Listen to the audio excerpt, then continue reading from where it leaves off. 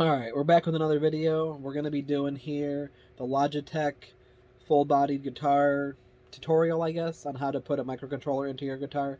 Now, this works for this Logitech. It works for guitars like this one here.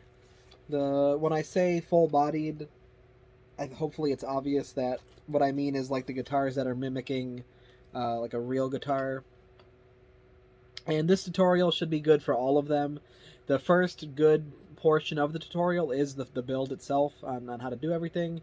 And then the second part is me actually doing a fix on the strum switches. The guitar came into my shop. I'm not going to call it a shop, but it came into my possession a while back for the strum bar being completely broken. So I had to fix that. Now I will say that this strum bar on this one, not this one here, the black one. This one uses Guitar Hero switches, but the Logitech uses the Rock Band style switches. So if you have a Logitech guitar, you should not have to replace the switches. It should just work pretty well. The reason why I'm replacing these ones, as we'll get into a little bit later when I'm doing it, the strum bar had gotten significantly damaged, like the internals of it, where the circuit board is broken, and a lot of the pieces of plastic that, like the actuator, the flag you call it, was all broken and stuff, and it was just not going to work anymore. So I put physical switches into it, and well, that's what I do at the end, kind of thing. Now that's not necessary for your mod. I obviously am using a machine shop in my own like creative ways to do things and put it all together. But for most 99% of the guitars, the first section of this video should be just suffice enough that you should be able to watch it, see what I use. I show the pinouts and stuff, at least for the Raspberry Pi Pico that I use. And I don't think we need to get into anything else. It's pretty minimal tools like screwdriver, the soldering iron, and the soldering kit and stuff like that. Wire cutters. Like, I think the only parts that I really used for this, besides the end when I did the two switches and the piece of aluminum that I made the block for them to fit into, I only used the microcontroller, which is a Raspberry Pi Pico, and the USB for it. Like, that's really all. So, if you besides the price of the guitar, which varies from free to like 100, no, not 100, like $500. I've seen these things go for a lot, especially the Logitech ones. They go for a pretty penny sometimes. So regardless of all of that, the build cost for this should really be about $10 for the USB cable and the the USB cables, maybe $10 for that alone. This should be $15, let's say. So without further ado, we're gonna get into it. It's gonna be kind of a lengthy one there, but that's just how it works. So yeah, let's go. And for those that don't know, I very much do just this DVD commentary type thing, where I watch over the video and I just kind of talk. Like literally, if you know what DVD commentary is, they put the DVD on and then all of them sit in a room and they talk about it. It's like podcasting, but not. So we're gonna get into it now. I cut out a video, so you might still see my face right there. But we're into the thick of it now. We're gonna start taking the guitar apart here. Now, what I mean by this commentary thing, for those that are newer, or if you haven't seen my videos before, I tend to just kind of throw the information as much as I can while we're watching it, and then the in between parts, I like to just ramble and just talk about whatever random stuff. And it kind of it's just the way I flow. It's not exactly a podcast, but I like to talk about stuff randomly. What's going on in life and things. It's always been cool. It's always been received well, so I continue to do it. I don't mind doing it. I actually really like it, and I prefer that I do it that way. And I am very thankful that you guys like that I do that. When I don't do it, I actually get comments like, "Hey, man, like we like when you are a little bit long-winded. We don't mind that." So I appreciate that. Here, though, is just me disassembling stuff. It should be kind of obvious for yourself on how to, I would assume, let's just be honest, I'd assume if you're going into something like this, you have some level of knowledge on what you're doing. You're not going in fully 100% blind. I will say I'm taking out the joystick. I leave the physical switch and all that, or the connector, whatever you want to call it. I'll call it a switch, even though it's not. I'll leave the mechanical components there, and I'll take the wiring out because I don't wire those to the new boards.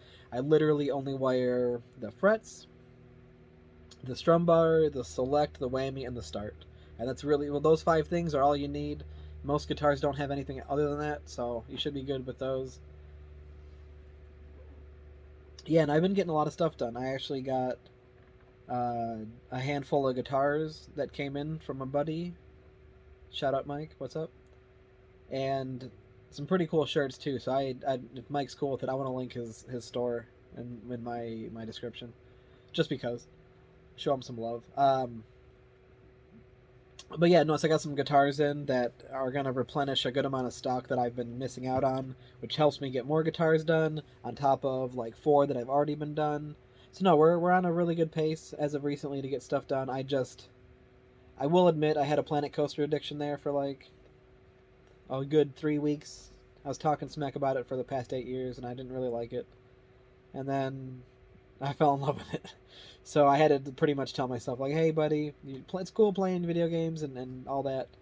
But basically, all my time, besides when I'm working or being in dad mode, because my boys live with me, the 2 whole hours I had a night, I was playing Planet Coaster. So figured 2 whole hours doing this is better well spent, right? So here we are, getting shit done. Also, not that it's important, but what I was just looking at is the ridiculous, overly complicated system of everything they got going on with this strum bar, and it's how I discovered that it was all busted and broken up when I had pulled it all apart. And you can see here that's actually the part that this is the flag that snapped off, and the reason why I can't use the original stuff, nor did we want to. I don't know if it was requested, but the physical switches are always just a thing for strum bars with us. Like, my channel, all my people, everybody, mechanical strum switches. It's just, I should be the mechanical strum switch guy, you know. So I'm just going over that. But so the strum assembly is so needlessly complicated. There are 2 plastic pins. There's a silicone pad. And there's 1 flag with 2 sensors. And basically, the silicone pad and those 2 pegs or 2 pins are like your fake faux switch. So when you press it, you're pressing down silicone pad into nothing. Like you can see it there next to the meter. You can see that it's I don't know if you can see under it, but that's the pad there. There's nothing under that pad. It's just a blank circuit board. And what that's doing is this is mimicking like a tactile somewhat feel, where you're getting not even a click, but it's some type of tactile feel out of it. And then the actual flag is in the middle, where you have a singular flag on the strum bar, and it pivots in either direction, and it hits this magnetic switch. Same exact way as Rock Band. The only difference is Rock Band uses 2 switches and 2 2 switches and 2 flags. This guitar only uses 1 flag. Now what I'm doing here is all needless and not important. That's why it's just, I'm talking over it.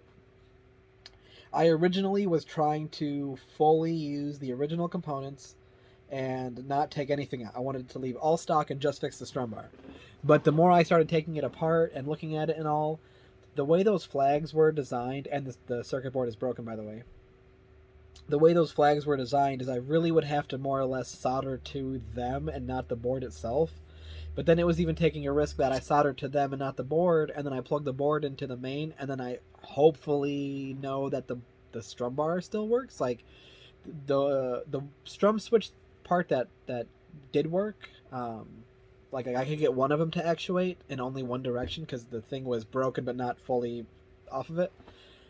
It was barely working. Like you could get it to not work very much. So I just didn't want to take the risk of using all original stuff, and I went with the choice of just, it's got to be wired regardless. Like this is my mentality behind it is it's Wii, so it has to be ran through a the Wii adapter, like the RAFnet adapter and all that, and the USB cable, and it's wired. So why don't I just modify it to wire it just already? You know, I'm rambling on this point, but my point stands that it was just simpler to throw a microcontroller into it and call it a day and make it all fresh, brand new, right? Yes, the point. Okay. What I'm not explaining though is why I'm doing what I'm doing. When I put the Raspberry Pi inside, I noticed that it was not going to clear any amount of space when I put the pickguard back on, and it was going to touch and hit, and I don't want any of that and no interference. So I decided to just bore a hole into that Wii slot, and then I filled it in with this really cool hot glue. I'm pretty sure all hot glue is just liquid plastic when it's hot, and then it cures to plastic, you know. But I found this stuff on Amazon. It's a 5-foot roll, and when it cures harder than my epoxy sometimes. So I really like it, and that's what I wound up using. So that's what I'm doing there. I don't think I filled it at this point. I was more or less just still kind of disassembling and figuring out things. Some guitars, like let's say a Guitar Hero Explorer or any Guitar Hero controller, first party for that matter, I know like the back of my hand, I can pull it apart in literally less than a minute, and we're all good. I'm very familiar with it. But this guitar, this is the first one I've ever had in my possession like this. This is the first one I've ever worked on, and so I didn't want to just haphazardly delete everything or remove everything and mess anything up, you know. So here's me filling the hot glue in. It's not my industrial hot glue gun, because that one's all dirty and nasty, and I care about aesthetics sometimes. I mean, not me with my $50 screwdriver set or anything. But that hot glue gun's really good to where I can kind of just jam that button over and over and over, and it still pours out a nice hot bead. Where most other brands, I do that, and after like the bit that was in the gun comes out, it's all kind of like, it's still gooey, but it's more hard, and it gets harder quicker. So it doesn't have that same outcome that I'm looking for. So this gun and that roll of hot glue I got off Amazon was really good. And I'll put parts list in the description, not my hot glue, of course, because I bought it years ago. It's a friggin' 5-foot roll. It's, as much as I use hot glue a lot, it's hard to go through, you know. But I'll put the Raspberry Pi, I'll put my USB cable. I mean, I'm not putting my screwdriver set. If I had like an affiliate link, that'd be cool, but there's no reason. It's just use some screwdrivers. These are my screwdrivers for work, but it's also my personal set. So I just throw them in my bag and I bring it back and forth to work. So now we can start actually explaining, instead of just talking about random stuff, we can get into the tutorial part of it. Oh, and I guess I'll link the ribbon cable as well that I use. So that's another part. So the ribbon cable, the microcontroller, and the USB. So what I'm doing here is I'm just desoldering the original ribbon. You see it, but I'll explain it. What I'm doing is I'm pulling on the ribbon, not so hard that it rips anything, but just hard enough where I'm putting pressure on it, and then I'm soldering across all those pins, and eventually you loosen up the solder enough and you pull with enough force that it all kind of comes out. And what I'm doing here is, because I was gliding the soldering tip back and forth, and I was kind of just mangling them all together, what I'm doing is I'm separating any of the beads, and I'm making sure that they're staying on their pads respectively. These things are real good and pretty great about kind of to stick into their own. Like if I touch one and I kind of roll it back and forth, it'll all gravitate back towards its pad, and it won't mess up or anything. And then this is me, I call it livening it up. You're just kind of putting a little dash on each and giving some new solder to that old stuff. And in no particular order, I usually do brown as my common, or my ground. Well, I'm going to use the word common, even though it is ground. But that's my common is usually brown. And your circuit board will have more than likely only 6 pads on it, 6 contact pads. What it will be is it will be one ground, and then it'll be each consecutive fret. You really only have to care about the ground. That's the coolest part about doing these little builds. As much as I care about doing it in a very specific order, for yourself, land that one ground wire, remember that ground wire for when you get it to the board, and land everything else on whatever pins. It doesn't matter. When you program the guitar in the wonderful Sanjay's guitar configuration tool, when you press the button and you configure it, it doesn't matter what pin it was, it doesn't matter where it went to, what input, or it literally doesn't matter. As long as that when you have now assigned that button to something, it actually works, you know. So then when you're in the game, it doesn't matter. The buttons are the buttons, everything will be fine. It's programmed.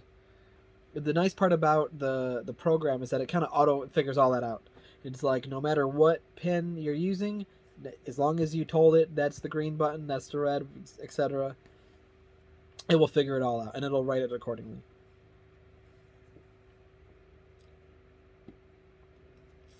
And you can actually see here, I do believe, I am using brown for my ground. It's just my standard common. Brown is actually in a lot of ways hot. Like in European AC connectors, it's the hot. When I do DC automation panels here in America, brown is usually the 24-volt positive, and blue is the 0-volt negative. It's just it's literally only because the ribbon cable comes that way, and I don't like using it the opposite direction. So I generally just use brown as first, red as second. I think I can't see it from here, but I think it's brown, red, orange, yellow, green, blue, purple, gray, black. And even though I can do black as my ground and then go from there, I don't like the gray, purple, that combo back, you know. I like the more familiar colors. And I also like to reserve black and white and gray as well for like my LEDs or other switches of that sense. I don't like to do my fret buttons with those colors. It's just I'm weird about it. And frankly, use whatever colors you want. If you don't have ribbon cable, you can probably use the original wires that are there. With this guitar, not so much because you saw there was that intermediate circuit board. But other guitars, like the Guitar Hero ones, you should be able to get away with just using the same cable. I like to do it fresh.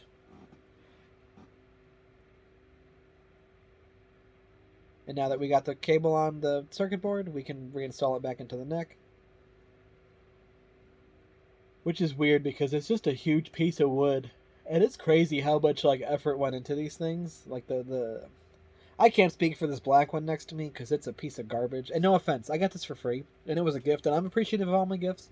I'm thankful for it because now I have a quote unquote full-bodied Guitar Hero controller that I will eventually put a microcontroller into. Again, appreciate it. It's a piece of shit. That's the best way I can say it. It's a piece of garbage, and I would never actually play with it. And that's the main reason why I don't put a Raspberry Pi in it right now. Is like, well, then I would be using one of the Raspberry Pis that I would use for somebody else or myself for that, you know.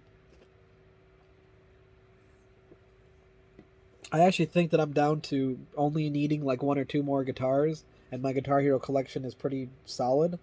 For myself, like I've had this weird wants and desires of guitars, and even though I don't like Wii guitars because I can't lefty them, I really love a Guitar Hero 5 Wii guitar, and I've built a couple for people, and I just something about it. I mean, I have the regular Guitar Hero 5 360 controller, and that thing's pretty rad, but something about the Guitar Hero 5 Wii controller it just feels like a different animal, and I like it a lot. So I want to make one for myself, and I have one that I ordered for myself that's just been sitting there. But of course, my personal projects go to the wayside for everyone else, and that's just, you know, that's just common courtesy. I'm not really explaining putting things back together, but I will explain this part. The reason why I'm curling, or not really curling, I'm kind of bending the ribbon back into itself, is because where they drilled the hole all the way through the neck to the bottom, there's this lip on the end. I don't know how it happened, but there's a lip that the cable gets caught on a lot. And by folding the ribbon, you kind of make it so it... wish I could do this to visualize it, but it pushes on the outside on either end. It pushes, so it kind of forces itself to the center of the hole, and then you get that little just U-shaped part, and you can pull it through. It's something I've been doing at work for years, that I discovered that if you bend things, you know, when you're pulling wires, instead of it hitting the hard, sharp part or something like jagged and abrupt, it has a nice little just kind of bent curve to it. Also, we can talk about these fret buttons that are just... nothing holds them in besides their own just geometry. They're just molded in such a way where they have a slight angle to them as they go down. And then the cavities are just molded in such a way where they only really touch, or they're close to the fret in the very top. So then it allows the fret to kind of like fall into this weird cavern, and it just kind of hangs out in that spot, right? But here's the kicker. The only thing pushing it back out is that weak-ass silicone pad inside. So they're two forces fighting against each other, and you can actually see I'm kind of shaving away because they get stuck. So I'm kind of shaving away a little bit, so we're making it more smooth. But the issue there is that if I shave too much away and you hit it on an angle, the fret will get stuck and it won't work. So I call these show guitars. These are very much nice collector's pieces for the hardcore enthusiast that really loves doing this stuff or collecting or playing, and you want to have like let's say like you have an apartment, your first apartment, and you have your living room wall and you got all your sick ass guitars chilling, or like you got your man cave down in the basement. Got all your sick ass guitars on the wall. You got a Logitech sick freaking guitar chilling right there. But guess what? It does work. You can take it off the wall. You can play it. You can somebody else can play it. It works just fine. You're not FCing through the fire and the flames with this. Let alone you're not FCing slow ride with this. Get out of here. I mean, it's an exaggeration. You could probably FC slow ride. But my point is that it's a show guitar. It's just there to exist and be a collection piece. But hey, isn't it also nice that it works too? You know. There's my hot glue finish job, which is really nice. I do cover it in solder mask pretty hardcore. There was no neat reason for this other than just to make it black like the rest of it. And I could have painted it, but with hot glue, especially because I did it from the other side and it was on like a taped surface, it's too texturized for the spray paint to really get into all the little nooks and crannies, and you get this weird like it looks kind of cool but it doesn't look good. If you were looking for the effect it would look cool, but not on this. It gives like this weird holy effect, like the speckle effect, where you get a lot of white speckles because it has been painted under that, and then a lot of black around it, where when I use the solder mask and I just kind of mash it all in there, it tends to hold up pretty well. And literally I just bought like I think I paid like $4 for it because I'm a cheap ass and I have children to raise and I don't want to spend all my money on hobbyist stuff. A nail, like a UV nail curing station that's like just USB powered, and it's kind of a piece of crap, and it's pink and white, and it's a piece of feels like a toy from Dollar Tree, you know. But it does what it says. It's a UV light. Everybody I see online uses UV flashlights, and I'm like, yeah, but that takes batteries, and batteries cost money. But guess what? I got USB power, so I use this little USB powered nail salon nail curing device to cure my resin, or solder mask, and resin too. Sometimes if I have the UV resin, I'll use that to cure it. So here's me just kind of figuring out the spacing of it all. Again, this was my first time doing this, so you really just have to wing it. Here I'm going to install the USB cable. Now, before, the Wiimote used to go right here, but I had the idea that we could probably fit the cable into it. And you don't see it here, you know, this is a failed attempt, but once I pulled the cable through and cut some length off, and I was able to re-stretch the whole thing out and kind of bend it more so it's not so tight inside and it's actually like more around the whole thing, it fit pretty well. So it's cool that also when it's chilling on your wall, you don't just have a cable hanging down. At least it's in the back, you know, hung up. There's me drilling the big old hole for the USB because I didn't think of that. But also, hey, I drilled through hot glue. But I guess it's a good point here. You can see how that hole is just a nice, like, clean hole. If you did that with any other hot glue, it would be all, like, kind of torn up like rubber and all. It's hard to describe. But if you ever drilled into rubber or into hot glue, you would know exactly what I'm talking about. So yeah, I'm just putting the USB cable in here.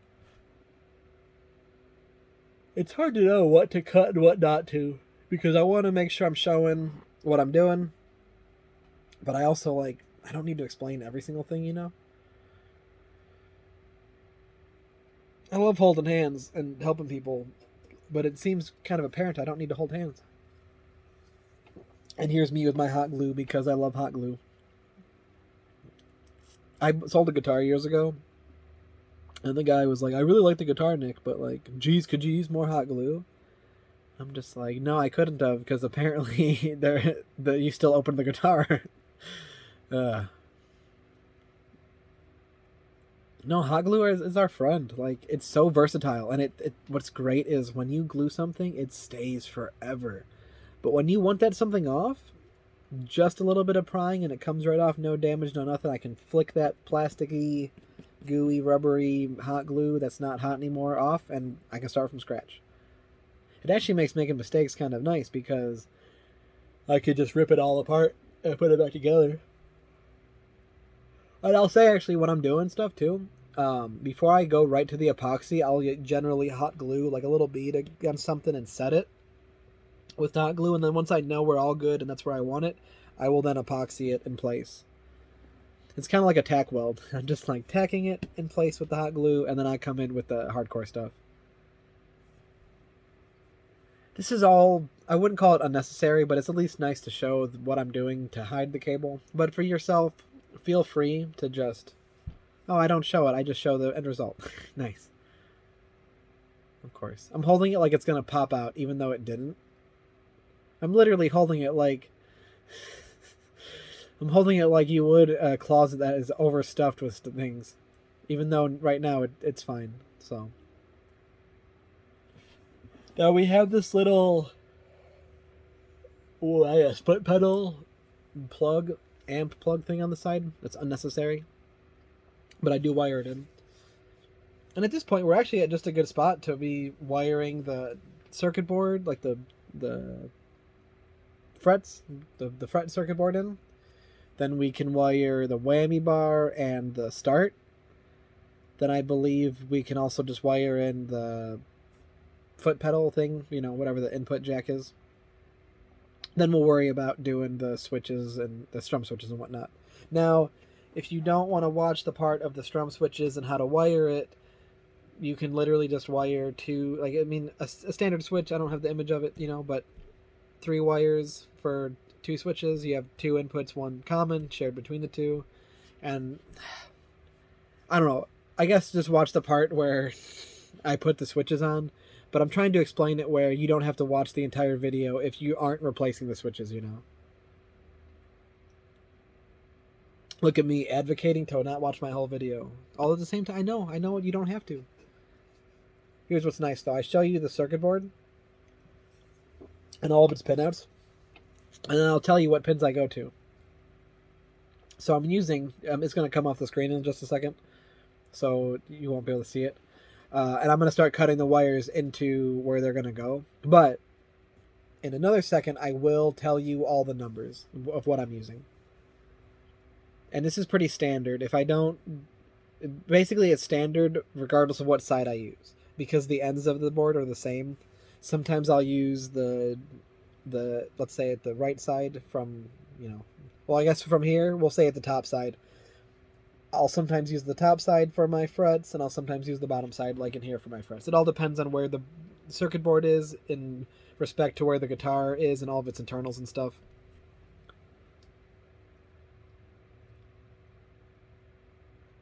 And also, I go a little ham and extra on the wiring because it's the one thing that sets me apart as an electrician, in my opinion, besides knowing what circuits are and like how to troubleshoot a machine and a lot of programming.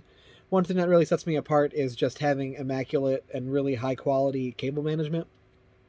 So I do go above and beyond for a guitar internals that you'll never see, but I take it seriously regardless. You don't have to, I guess is my point. So here we're doing my brown, which is my common, all reference of what I'm doing. My brown is my common, and I'm going to pin 18.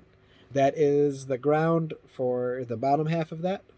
So I'm on pin 18, I do my ground first, and then I can do every other wire in respect to that.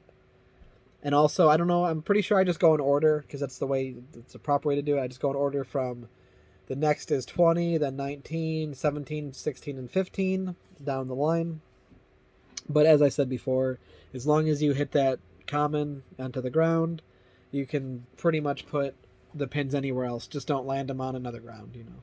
So you pretty much have from 14, you could do like 14 to 17 and then 19, but I've always stuck to doing 20, 19, 17, 16, 15. That's my order every single time. And if I do the other side, I would just do 21, 20, 24, 5, 6. Same order up. And then I generally leave this area, the 1 through like 6, I'll leave that for doing my start and select and things of that nature. And then I do believe it's 33 and some others. I won't already get into it, but for the whammy bar, when we get there, we'll get there. For the whammy bar though, we'll be in the upper 30s to 40. I noticed this last time I watched this too. I didn't strip that wire. And also, I haven't said it yet because I say it in all the videos, but I also need to realize sometimes people don't watch all of my videos. What I'm doing here is I'm tinning the wires. Tinning is just the term for pre-soldering. And what it is where I put solder on the wire and I put solder on the pad, and by pre-soldering it and doing it that way, I I literally make it so they mate together easier. When you don't pre-solder and you put two joints together and you just kind of put solder on top of it, even if it gets hot enough, nothing really penetrates, so you don't have a true connection, and it's known as a cold solder. And you can usually take those and just pull on the wire a little bit, and it comes right off. So to mitigate that, you put tip on the pad, just touch a little bit of solder to get it discolored. You know that now instead of copper or whatever, it's the color of the solder. And same with the wire. I just hit it enough to where the wire stops being stranded, and it's now a solid piece.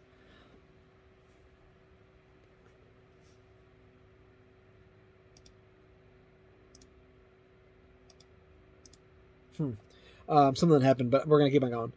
So yeah, uh, you don't have to do all the crazy extra wiring that I'm doing here, as long as you hit the normal stuff. And this is, again, as if it's not obvious, the Raspberry Pi Pico says it right there. I'm not using nanos, although it's so simple to do these guitars. It's almost kind of funny. As long as you're hitting your grounds and your inputs. The hardest thing to mess up, really, I mean, the easiest thing to mess up is doing the whammy bar.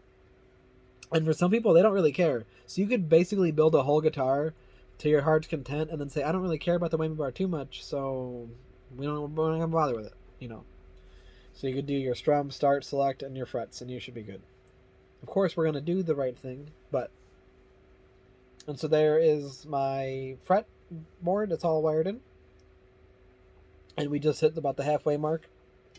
And I'm very tired, but we're going to keep on going. I'm doing what's called a pull test. Going back to that whole cold solder thing. Even if I do tin my wires, that you could still get a cold solder joint. It's very unlikely, but you still could. As long as if your tip wasn't hot enough or I wasn't putting it on, you know, for enough heat transfer. So you do a pull test, and it really just shows you that each one has a nice, true connection to its respective contact pad. Me again with the hot glue. It's unnecessary. It really is. But at least it looks nice. Ooh, excuse me. Sparkling water, huh? Need to get a sparkling water sponsor. Be like, how can I get Polar to...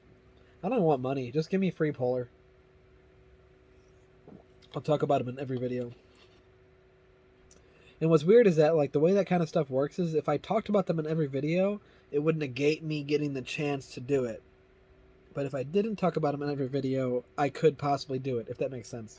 Like, if I called up Pepsi and I was like, hey guys, I have the perfect idea for a new Mountain Dew flavor, and I told them, they'd be like, oh man, that's the greatest flavor in the world, but because you told us unsolicited and we didn't pay for it, technically we can never use that now because you could sue us and all this jargon. It's like, this is crazy stuff.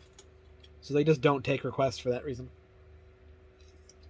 Like any ideas, they're like, shut up, don't tell me, just bring it to me telekinesis style.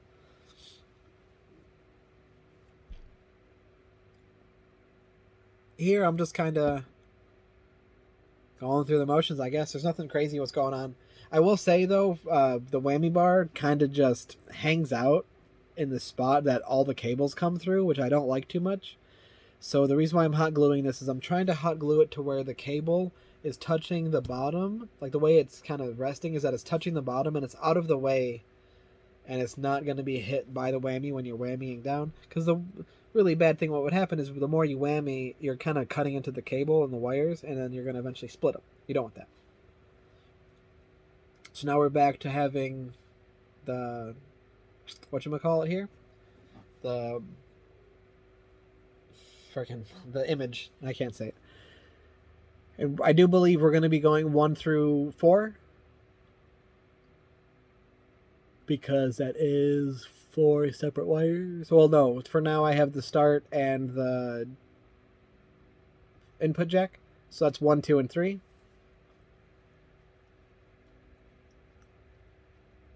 Oh, and also, just because I meant, not that I mentioned, I just noticed it, but be careful when you're soldering above the circuit board.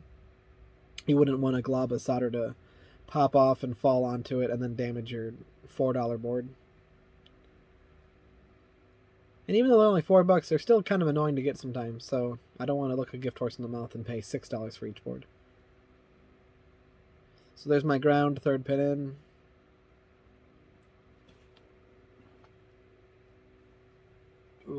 Hope everyone's doing well.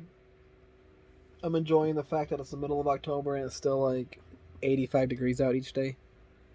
It's kind of nice.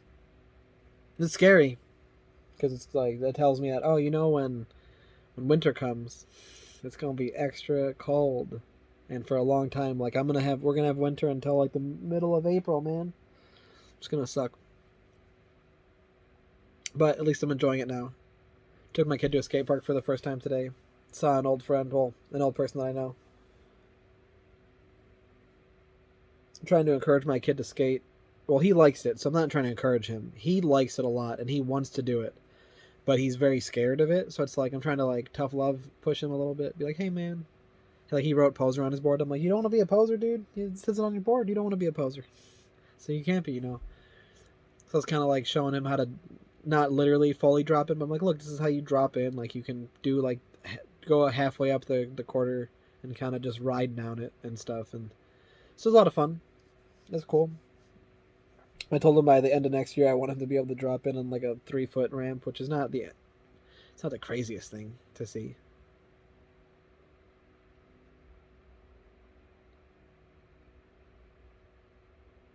What's crazy about stuff like that is, though, a lot of it is on the parent. A lot of it is on like me to make sure that he gets the opportunity to practice, that he's practicing, that he is into it, that he's not beating himself up so much that he's not getting it done. Like, there's a lot of factors that go into it, you know. Success is not just, oh, I thought it and it happened.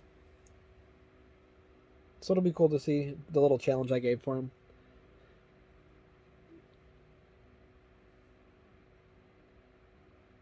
Here, I probably, even looking at it, I can't tell which I did. But again, for that, I really don't matter, and I really don't care, and I wire the ground to the ground, and I start wiring inputs to inputs. It's how I roll. But I will say for the whammy bar, we got to make sure we do it right, because you can fry out. No, I haven't fried out a board yet, so I'm not going to speak out of turn. You can have a very mild wiring issue where you haven't actually wired anything properly. Or you could be sitting there and holding hot glue for a good while.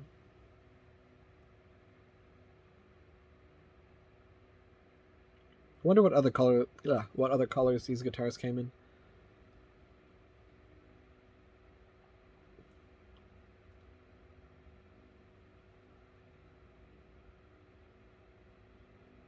I don't know what 468 is. I'm going to be totally honest with you.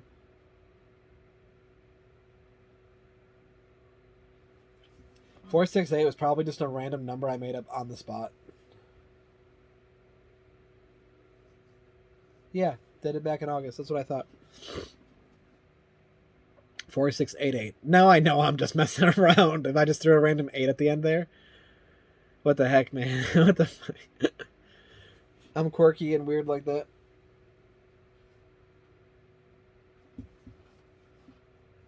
Ugh.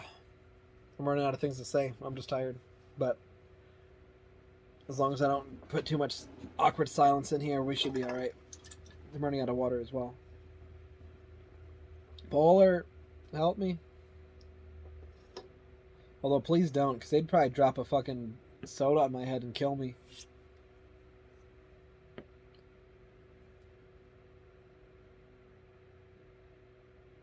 Yeah, work's been cool too. Now let's talk about that for a sec. Work's been a lot of fun. Actually, no, we're not. Let's talk about the whammy bar, because now that we're gonna be there, we need to not skip on this part of it. Also, I'm probably not going to do timestamps, but I would like to. It's going to be kind of complicated. Be like, the timestamps are going to be for the crucial, important stuff. Just watch the video otherwise.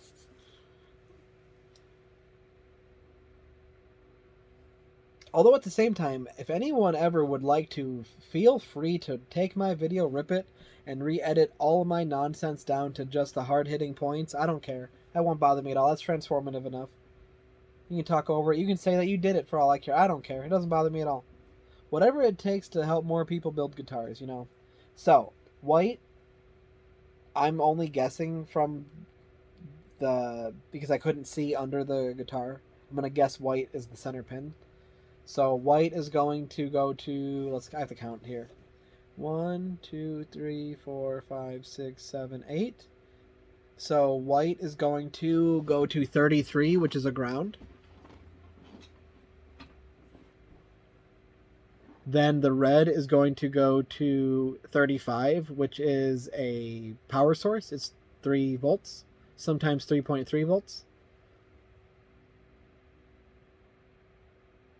Definitely don't want to go to 5 volts. I don't think it really matters because a potentiometer, the way it works, it shouldn't matter, but I just don't wire it to 5 volts. And also, the Guitar Hero controllers are 5 volts USB, so again, I don't think it matters. I could probably crank 100 volts through a potentiometer, and it's functionally, it doesn't matter the voltage you're throwing into it. You know, it's how it regulates the out.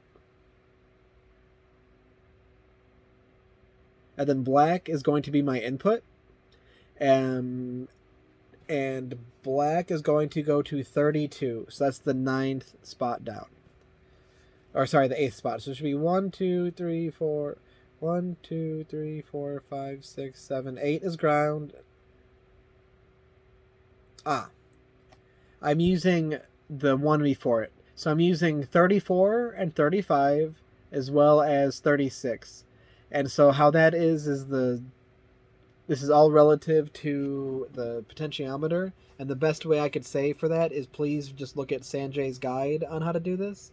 It explains pretty thoroughly in detail how to wire the whammy bar up. But just know that it's those pins. I just always remember 5, 7, 9 or 5, 7, 8. It's an easy thing for me to remember. And then if they're ever backwards, I literally keep the input the same and I just flip my 5 and 8. And we're getting close to the end here because this is me throwing on now the select star power button, overdrive button, energy button, whatever button you want to call it. Hero power. Don't call it that. we don't talk about that. So, at this point, you can skip to, if you're really here to do the tutorial part, you can skip up forward ahead where I wire everything in. But now here's the fun part of me actually building a custom deck, let's call it, for the physical strum switches to sit into. This is the kind of stuff I live for. Really, like, when people send me overly complicated, like, issues or fixes, and they're like, do you think you can help? I'm like, if I have the time, like, I don't have the time anymore, sadly, but when I have the time, and in the future when I have the time, I'll love to do it some more, too.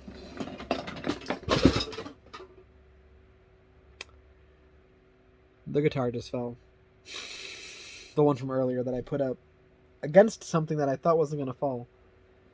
And I'm going to leave it there on the floor until I'm done, and then I'll pick it back up. And my can of water that also fell. Dang it. So yeah, so the reason why I like doing all this stuff is it really brings out the most creativity, like, in me. Like, really, truly brings out the, like, next to bondoing stuff and, like, doing things like the two-body guitar, this thing and these things will, like, really push my creativity to the limit, and I like that. I like having challenges. I don't like it's no offense to anybody, but I don't like just when I get orders in the past, when I've gotten orders, like, I just want a Les Paul with a standard faceplate and Arduino'd out. Nothing special about it. Mechanical frets. And it's like, you want the freaking bass Malibu of guitars, man. Like, I build Rolls Royces over here, you know? Like, I can build you the Malibu all day long. The Malibu is a very reliable car. Or guitar. I can build you that.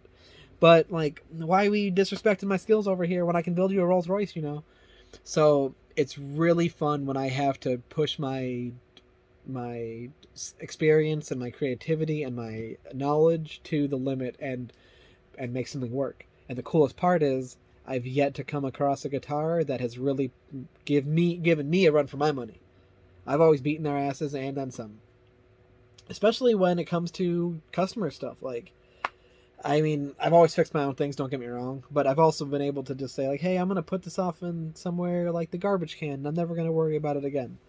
But when someone else comes to me with a problem, and especially when they've been turned away by other people, like, I don't know if there's many of me out there that does specifically send in refurbishments. Like, not that I really do it hardcore, but that was my thing. You know, you send me a guitar and I fix it and I send it out on top of the builds that I was doing.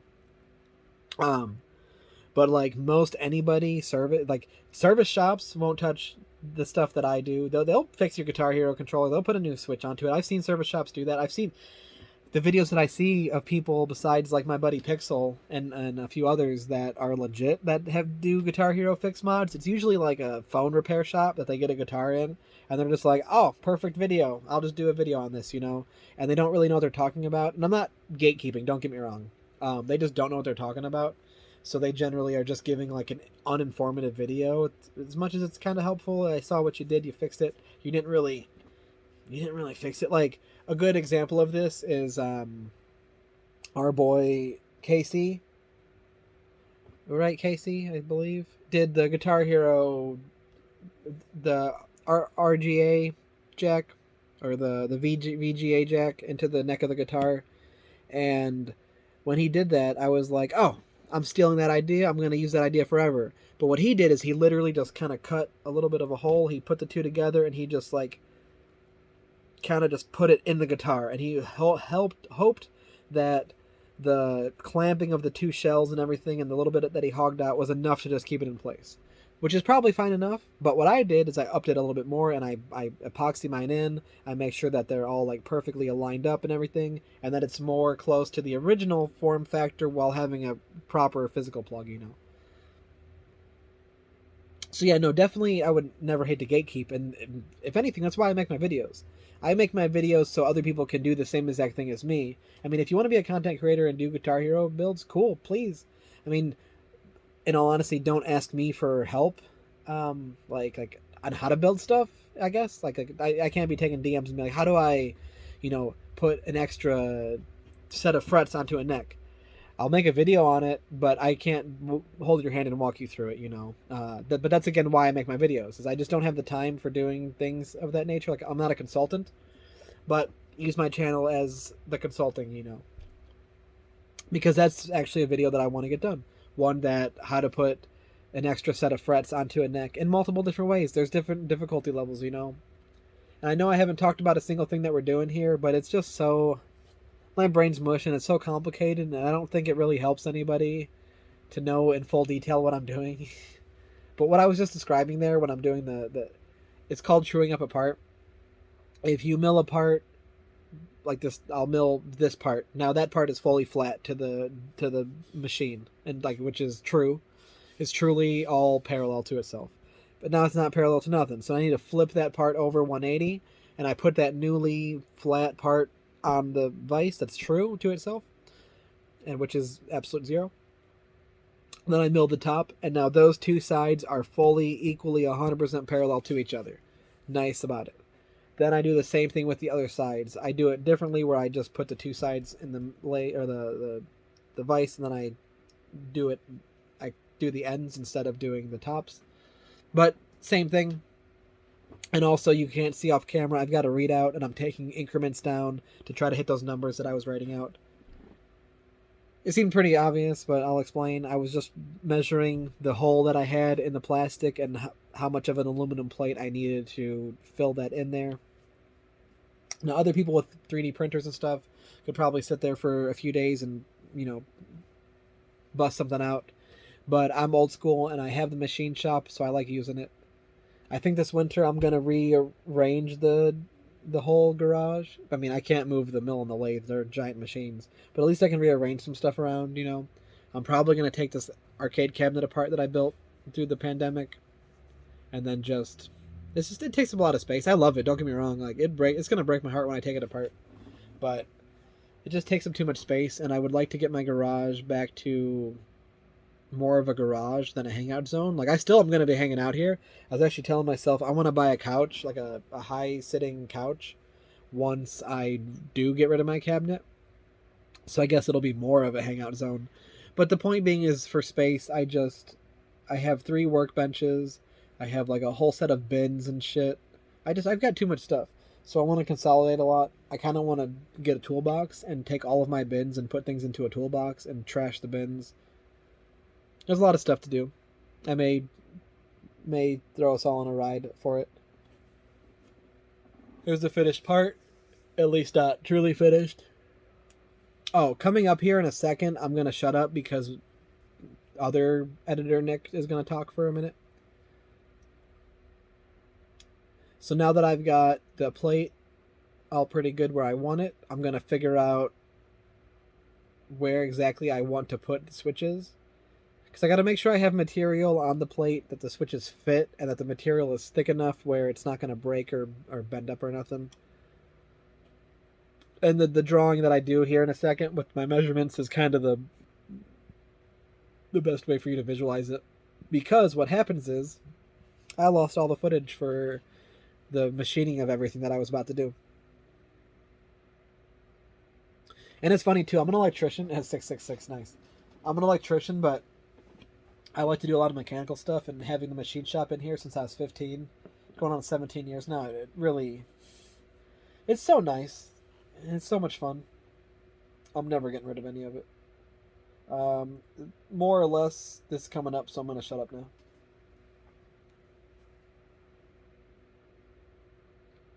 I'll go get a water. Okay, so we need a quick little break, just for a minute, maybe 2 possibly.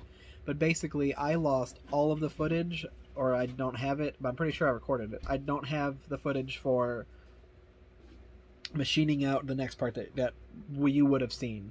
So basically, we're going to go from me milling the part to be true. You know, I trued it up, made it nice and square, and then took it back to the bench. I marked off where I wanted to put the switches. You know, I offset them. You see that stuff. But then I don't have the footage of me milling it and machining it and doing all that, and then fitting the switches in there, because I pretty much like kind of did it a little undersized, made sure the switch would not fit, like it's too tight, and then I slowly took like a couple thou off, you know, maybe like 10 thou at a time, until the switch fit very snugly. So it would have been cool to show that. I also slobbered the shit out of the back of that plate with some solder mask, and I cured it up nice and good.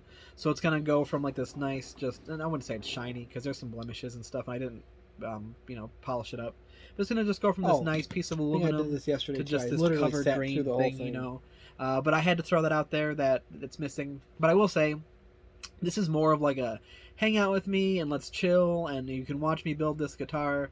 And it's really a unique guitar, more than a tutorial. Like, I'm doing it both ways, I guess. Like, if you were to want to modify your Logitech guitar, here's the video for this. It's the best, most comprehensive video you're going to find on this, and this is where we're at. But do I really think someone else is going to require or need to put these special switches in the way that I've done it, and to do all the work that I've done here for the switches, like the strum switches, specifically is for this guitar and this guitar only. So if I lose a little bit of the footage, it sucks, but it's not the end of the world. It's important that I have like the wiring of the boards and all of that nature, you know, the really nitty-gritty stuff, so that if you have a guitar where the switches still work, hey, guess what? Now you can just wire up an Arduino to it, and you have an Arduino Logitech guitar. Or, in my case, Raspberry Pi. I just de facto always go to Arduino, because that's what it's like a colloquial term, you know, whatever that word would be if I could say it right. But yeah, no, let's get back to the video here. We got a little bit left. We're going to wrap it up. We're going to wire the switches in, and we're going to wire in the select, which is star power. I'm slipping on my words there. And then we're going to put it all back together. And then follow-up video will be play testing it, because even though this guitar is super odd to play with, I got some cool FCs, so it should be fun. We're back. I literally sat through all of that just so I wouldn't have to edit more video of like me chopping this bit up, and I can just keep myself muted in the background. I got up my water, by the way, which is nice. Very crisp and chill. Now we just wire in the switches and the select button, star power button, overdrive, energy, don't call it a whatever button. Um, and we're good. Questioning why there's still 8 minutes left, but also, hey, I'm here. We're here for the ride. I've tried to record this voiceover twice now, which is now putting me at 3 hours of downtime for that. And I also could shave down a solid, like, 5 to 7 minutes of just dead air that I didn't realize was in there. Or I could have sped some more stuff up. But you know what? We all have come to expect from me that I'm just a long-winded person by nature, which extends into my long-natured videos, you know? So, oh well. You know what's really important? And you can't even see it right now. I look healthy as shit. And I like that a lot.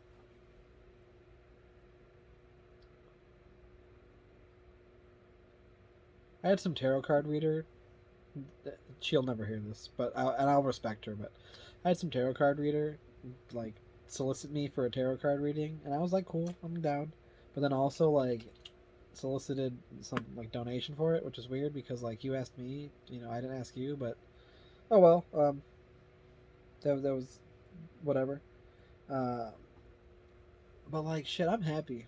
I don't know, like, I don't believe in all that nonsense. Like, I sense great pain. Like, everyone's got great pain. The world fucking sucks. Nobody's rich. You know, like, they call it the 1% for a reason, right? Even people on YouTube who make money are struggling. Social media influencers are struggling. So guess what? With that said, I'm still very, very happy. Life could only be better in like 3 different ways, and 3 of those ways are like gonna be good by the end of this year. So I don't stress about stuff even when I'm supposed to. I have this like real true. It's a part of my constitution. It's like the first sentence. Nick doesn't panic even when it's time to panic. Like, I see people have no self control and they lose their shit over the most minor inconveniences. So when I'm presented with like a real, actual turmoil, crazy life moment, I'm just, even if I'm freaking out internally, I'm calm, I'm collected, I'm gonna keep my cool, and we're gonna figure this out. Like one time, man, my freaking 12-year-old ran off after school one day, and I told him, be gone, literally ride your bike up to the end of the street and come back. An hour later, when he didn't come back, I'm like, ah, man, my stomach ain't feeling right. And instead of being like, well, we'll wait for later, we'll see what happens, I call the police, and I get them here, and we start talking, and the dude's standing in my driveway, and I'm just like, this is my son, this is what he was wearing, this is the description, and he's kind of like, thank you for staying calm, and I'm like, yeah, man, internally, I'm having, like, World War III over here, dude. My heart is going 200 miles an hour, and I'm probably gonna have a freaking heart attack, but outwardly, I'm keeping my cool, keeping my calm. We're all good. You can't panic even when you know what? I bet you, guarantee it almost. I'll put money on it. More people die from drowning because they panicked. More people die from suffocation because they panicked. More people die from most things because they panic and they don't assess the situation, they don't stay calm, and they don't figure it out. They let their panic take over, and then they have no chance of winning.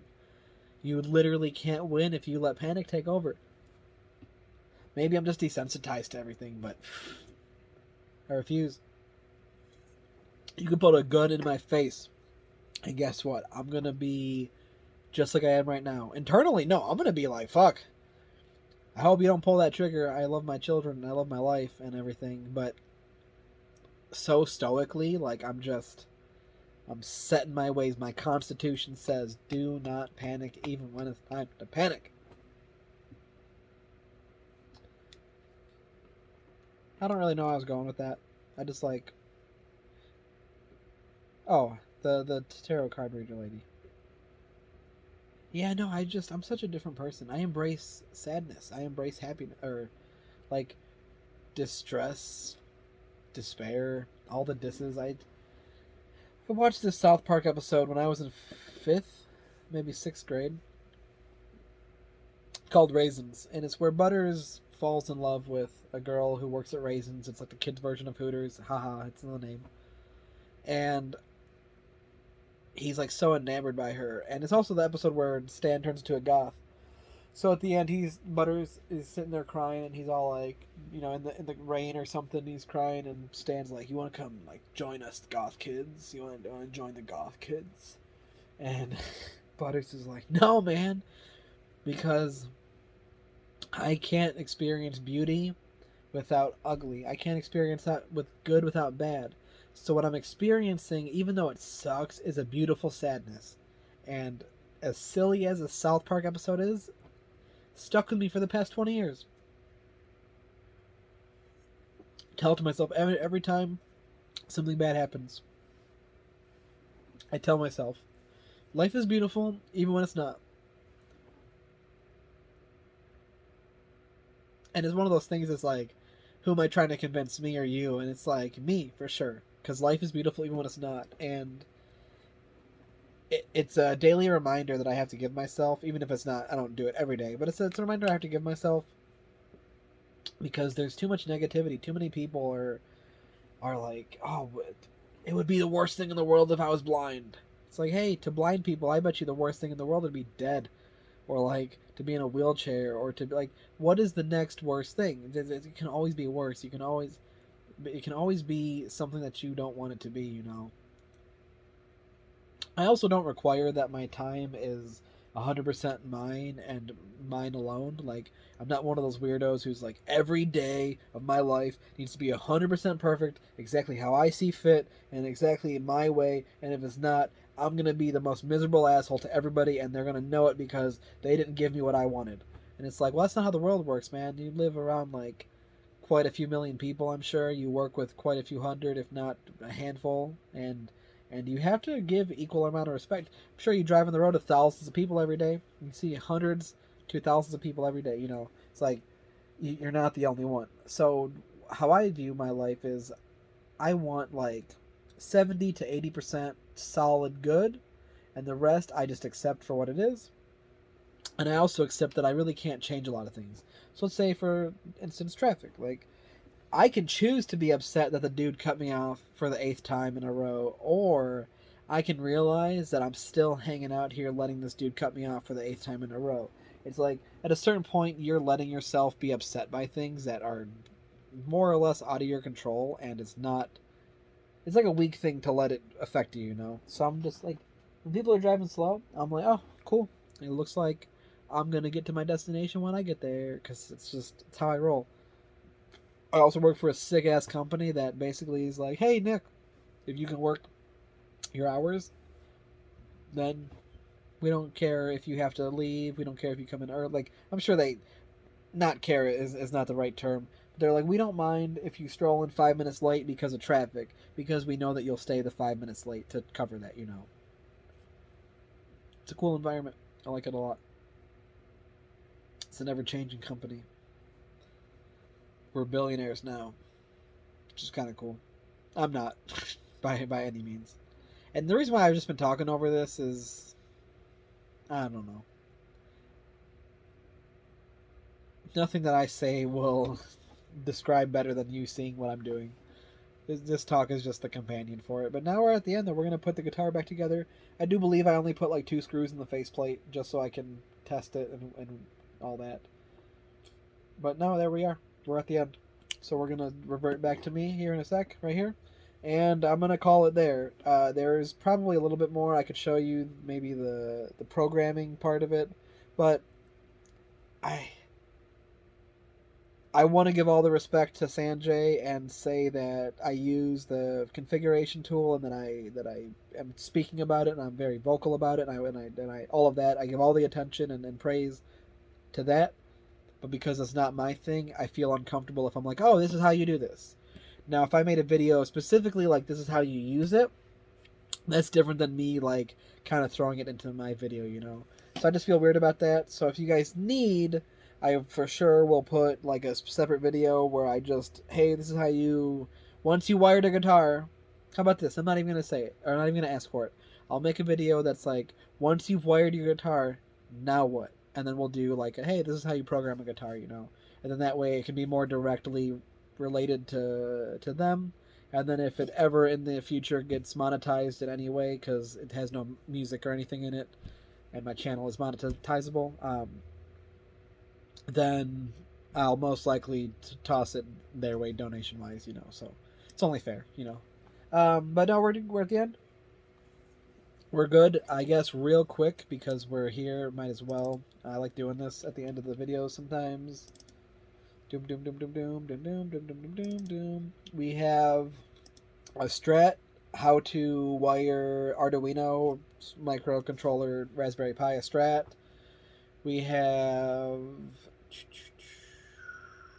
the double-bodied guitar, and we have 2 Explorers on top of testing 6 Explorers. So we got quite a bit to do, but we're kind of ramping down on things I need to edit, which is good. And I mean, even the vid dump. I have a Warriors of Rock guitar. I have a lefty guitar, the double V. I got, you know, a handful of videos, so we'll keep on getting those videos out. Peace.